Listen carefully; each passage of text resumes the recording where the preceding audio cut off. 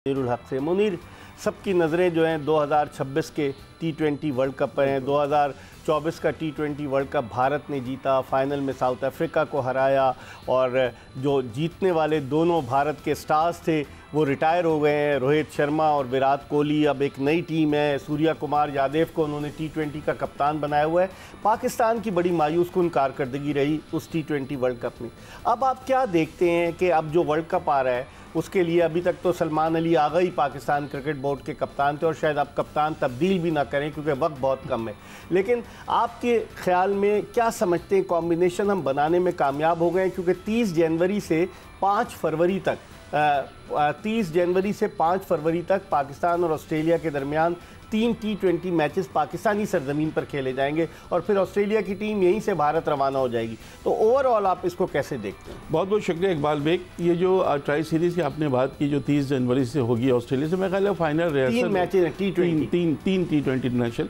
तो ये मेरा ख्याल है फाइनल रिहर्सल हम कह सकते हैं फॉर वर्ल्ड कप की। अगर प्रिपरेशन की हम बात करें, ऑस्ट्रेलिया की टीम आपको पता है हमेशा से बहुत मजबूत टीम है, तीनों फॉर्मेट में उसका जवाब नहीं है।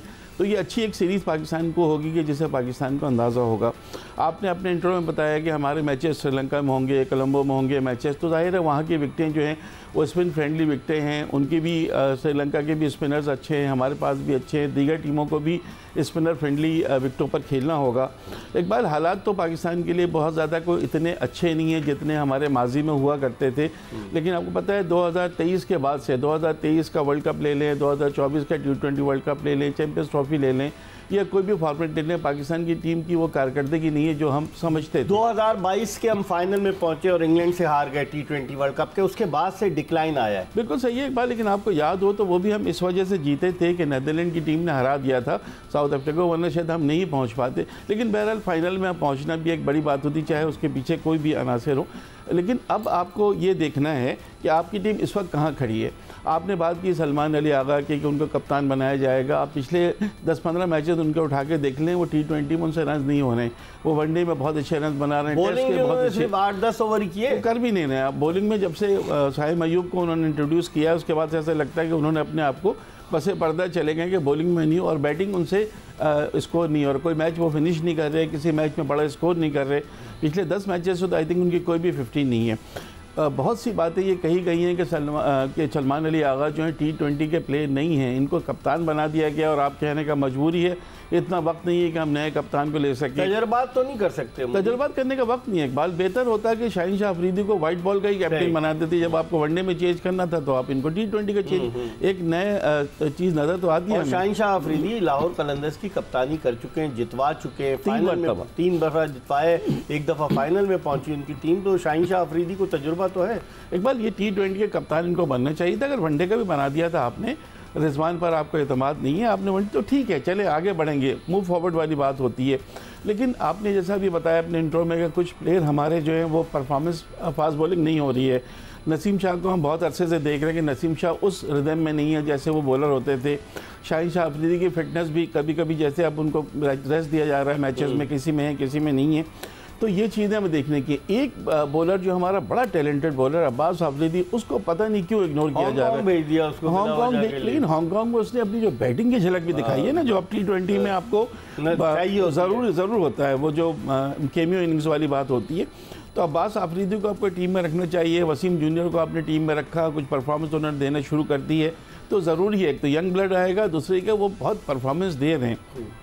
अब्दुल समद का आपने जिक्र किया, उनको लिया था स्क्वाड में, अच्छी चीज़ थी, वो है, पोटेंशियल है।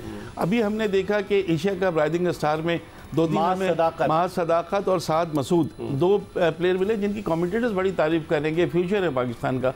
तो ये हमें देखना पड़ेगा इकबाल, इन सबको साथ लेके आपको आगे चलना पड़ेगा, अग्रेसिव होकर खेलना पड़ेगा। आपने देखा कि अभी जो T20 ट्राई सीरीज़ हुई है उसमें श्रीलंका की टीम में वो अग्रेसिव अप्रोच नहीं थी जो अप्रोच हमें साउथ अफ्रीका की निस्बतन यंग टीम में नज़र आई थी। वो नज़र आ रहा था कि मेहनत कर रहे हैं, जीतने के लिए खेल रहे हैं। श्रीलंका की टीम ऐसा लग रहा है जैसे वक्त गुजार रही है। तो वो जो शुरू के मैचेस हमने देखे उसमें तो श्रीलंका की परफॉर्मेंस बिल्कुल ऐसी थी कि वो बहुत ही कमज़ोर टीम। लेकिन उनके बारे में कहा जा रहा है कॉन्स्पिरेसी थ्योरी है कि उनके कप्तान जो थे वो चले गए श्रीलंका और उसके अलावा उनके फास्ट बॉलर जो थे फर्नांडो वो चले गए। लोग कह रहे हैं कि वो बीमार नहीं थे, बाद हल्के ये कह रहे हैं, खबरें आ रही हैं कि बीमार नहीं थे। और असलंका ने श्रीलंकन क्रिकेटर्स को कन्विंस करने की कोशिश की थी जब इस्लामाबाद में कचहरी के बाहर जो है धमाका हुआ कि वापस चलें, और फिर पाकिस्तान क्रिकेट बोर्ड ने मामलात को संभाला, हुकूमत पाकिस्तान ने। तो लोग ये कह रहे हैं कि शायद असलंका और फर्नांडो जो चले गए हैं वापस, उन पर शायद मुस्तकबिल में क्रिकेट श्रीलंका कोई एक्शन ले उनके खिलाफ। लेकिन लेना चाहिए ना इकबाल, इसलिए कि ये तो कलेक्टिव चीज़ होती है ना, इंडिविजुअल प्लेयर्स से तो नहीं चलता। आप कप्तान है तो आपकी तो जिम्मेदारी ज़्यादा बढ़ती थी ना। आप देख लें सारा टूर्नामेंट हो गया, आपने देखा बड़े सुकून के साथ हो गया। कोई ऐसी कप्तान नहीं था उनका, नहीं था, कोई बात नहीं। ओवरऑल इकबाल अगर ओवरऑल टीम को भी देखें ना, कोई इंडिविजुअल प्लेयर, कोई इनके पास बॉलर नहीं चल रहा, कोई नहीं, थोड़ा बहुत हंसारंगा चलते हैं ठीक शाना थोड़ा बहुत, वो चीज़ ही नहीं है जो काट होती है। ये मुझे ख्याल है जब श्रीलंका में वर्ल्ड कप होगा ना तो यही बॉलर आपको एक डिफरेंट रूप में नजर आएंगे। लेकिन अगर आप ओवरऑल देखें, हम इस T20 वर्ल्ड कप में टीमों की तादाद बढ़ा दी गई है, मैचेस की तादाद बहुत ज़्यादा है, तकरीबन 1.25 महीने तक ये T20 वर्ल्ड कप जारी रहेगा। आप क्या समझते हैं, पिछली दफ़ा पाकिस्तान के ग्रुप में यूएसए था और यूएसए ने पाकिस्तान को हरा दिया, इस मरतबा कुछ और टीमें आ रही, इवन इटली की टीम ने भी क्वालिफाई कर लिया, हैरत की बात है, बहुत सारी टीमें आ रही। तो आप समझते हैं इस मरतबा भी एकतरफा मुकाबला होगा? जो 20 टीमें, सुना है 20 टीमें, तो एकतरफा मुकाबले की तवक्को है बाज़ ग्रुप में, या आप समझते हैं कि टफ टाइम देंगी टीम? नहीं, देखिए ग्रुप्स में जो है वो 4 ग्रुप बनाए जाएंगे, जो कहा जा रहा है 5-5 टीमें एक ग्रुप में होंगी। तो उसमें तो अगर आप यूएसए से हारने की जो बात की तो इसका तो कोई जवाब नहीं है ना। अगर आप कमज़ोर टीमों से हारेंगे तो फिर तो इसका कोई जवाब नहीं है। टीमें आसान हैं, आपको आगे मरहले में जाना चाहिए। थोड़ा सा बेहतरी नज़र आई है इकबाल पाकिस्तानी टीम में, ट्राई सीरीज़ में देखा थोड़ी सी हमें बेहतरी नज़र आ रही है, लेकिन शायद अभी भी हम उस मयार के नहीं कि टॉप 5 टीमों से हम मुकाबला कर सके। इस मुकाबला करने के लिए तो आपको अप्रोच चेंज करनी पड़ेगी, आपको अग्रेसिव होना पड़ेगा, आपको अपने प्लेयर्स जिनके बारे में कहा जा रहा है उनको लें, उनको प्लेइंग 11 में आपको लेना पड़ेगा।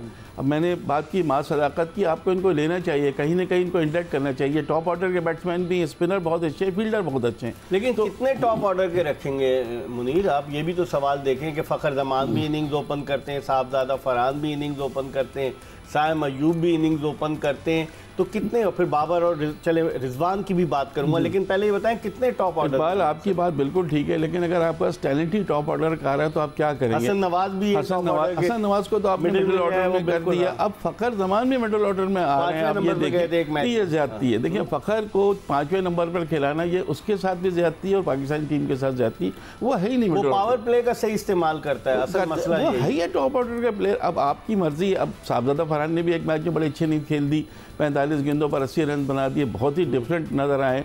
साइम अयूब है, अब साइम अयूब को आपको खिलाएंगे माँ सदाकत खतरा ज़रूर है।